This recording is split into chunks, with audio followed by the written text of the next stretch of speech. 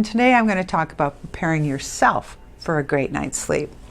And one of the things you can do that works for a lot of people is to take a hot shower or even a bath before you go to bed.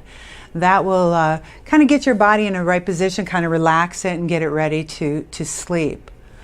Another thing is, this isn't a different one, is to wear socks. It turns out our feet have the poor circulation in our body. So what happens is our feet get cold. When our feet get cold, it wakes us up.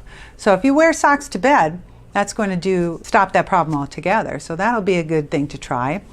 Another thing is to wear an eye mask, one of those sleep masks for your face.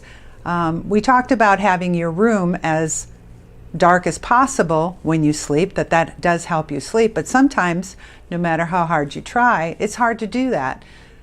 Light comes through the window, maybe you live in an urban area, or your spouse gets up and they turn on the light because they're doing their thing.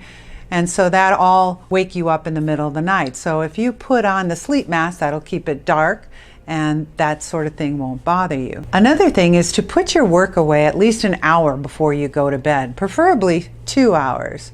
When you're doing work at night, you're thinking about all the deadlines that you have to do, what you haven't tried to do, what you want to finish, and it is a stress creating thing in your body. So if you stop that a couple hours before you go to bed, that's going to eliminate all of that stress. So that's a good thing to do.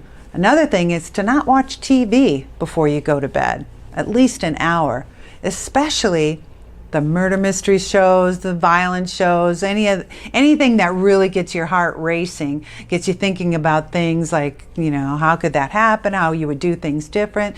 So if you just turn it off and just read something, they even say read something spiritual or something uplifting, because you don't want to read, again, the murder mystery, the violence, the things that just really get you anxious and get you all worked up, because that's going to then roll over and it's going to take you a couple hours to settle down. So that's why we say do that an hour before you go to bed, so that you can just be relaxed and not have to think about what you just saw on TV or read in a crazy book.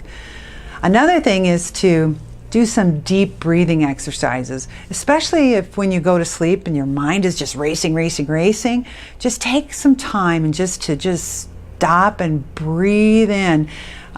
Breathe in like 7 times, 7 seconds, like count, breathe in 7 seconds, hold it for 7 seconds, and then breathe out for 7 seconds.